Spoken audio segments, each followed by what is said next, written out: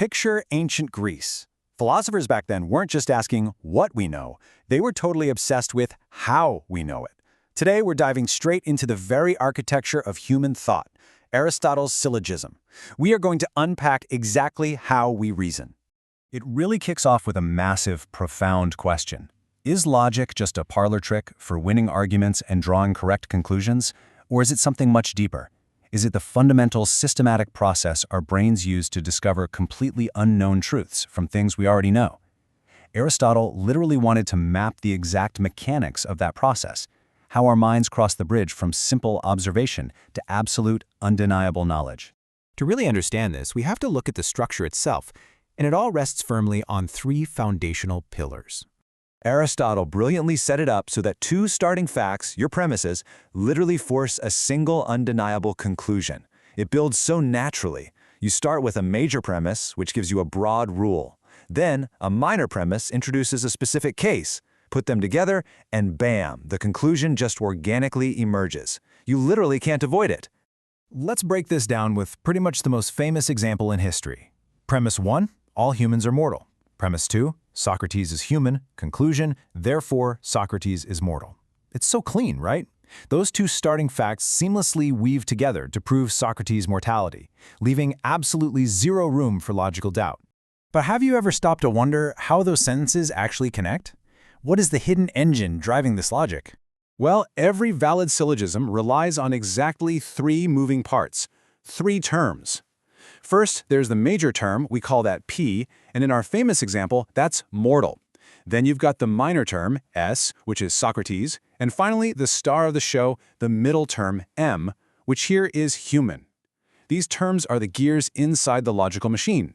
Now, this is crucial. Think of that middle term, human, as a logical bridge. It completely connects the two extremes, Socrates and mortality, bringing them together.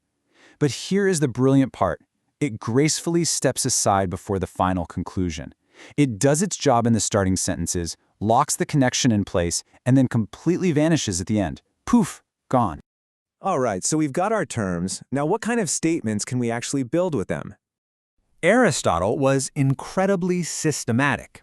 He categorized every single logical statement by two things.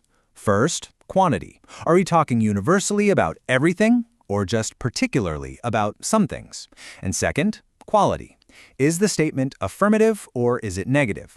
This creates a beautiful symmetrical matrix of four types of propositions: A, E, I, and O. Let's look at the big picture first, the universals. The A proposition is total inclusion. Think all humans are mortal. It blankets the entire group. On the flip side, the E proposition is total exclusion. No humans are immortal. It draws a hard, strict boundary completely separating two categories. Then, we zoom in on the particulars, statements that focus on specific subsets. The I proposition is an intersection. Some humans are philosophers. It just shows where groups overlap. And finally, the O proposition marks a separation. Some humans are not philosophers. Make sense? Okay, moving on. So, we have our building blocks. The real magic happens when we start stacking them to build an argument. To understand the architecture here, we have to separate two key concepts, figure and mood.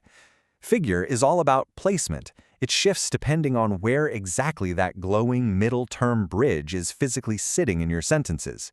Mood, on the other hand, is just the recipe, the specific mix of those A, E, I, and O statement types we just talked about.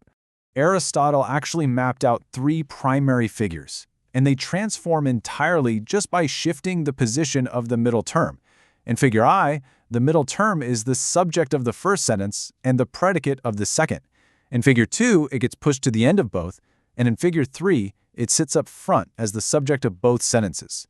Let me show you. In figure I, the middle term, human, sits diagonally.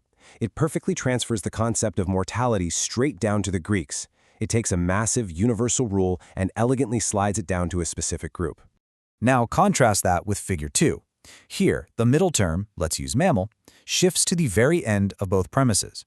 No reptiles are mammals. All whales are mammals, therefore no whales are reptiles. Because whales are mammals and reptiles absolutely are not, that shared predicate proves they can never ever be the same. All right, let's do some quick math. We've got 4 proposition types spread across 3 sentences in a syllogism. 4 times 4 times 4. That gives us exactly 64 possible combinations, or moods. 64 entirely different ways you could theoretically stack an argument. But here is where Aristotle's absolute genius shines. Most of those 64 completely fall apart in the real world. He systematically proved that only a select few, like the incredibly famous AAA combination, actually generate an ironclad valid conclusion. With these specific valid moods, if your starting premises are true, there is literally no way your conclusion can be false. Oh, and a fun historical side note for you. Have you ever heard logicians use catchy names like Barbara for the AA mood or Celerant for EAE? Aristotle actually didn't invent those. They were made up by later medieval logicians as memory tricks to remember the valid combinations. Aristotle himself was just purely focused on the raw underlying mechanics. So, we've got this perfectly tuned logical machine. But where does it actually lead us? Well, Aristotle split his focus. In his work Prior Analytics, he tackled formal logic, basically figuring out which conclusions validly follow from which premises. But that is just a stepping stone. In Posterior Analytics, he asked the bigger question: when does this logic actually become real scientific knowledge? His answer? A valid argument only counts as scientific truth if your starting premises are absolute fundamental truths about nature. Aristotle's term-based logic, focusing on how Socrates relates to human, was the gold standard for a very long time. That is, until the Stoic philosophers came along and shifted the focus. They zoomed out to propositional logic, analyzing the relationships between entire sentences, like, if it rains, then the ground is wet. It was a massive evolution in how we map human reasoning. So what does this all mean for us? Aristotle's syllogism isn't just some dusty technical rulebook. It is literally the blueprint for how the human mind bridges raw thought to actual scientific truth. It's the very path we walk every single time we seek to genuinely understand our world. Thank you so much for joining me on this deep dive into the architecture of thought. As you go about your day, I want to leave you with this. What hidden premises are fueling the conclusions you're drawing right now?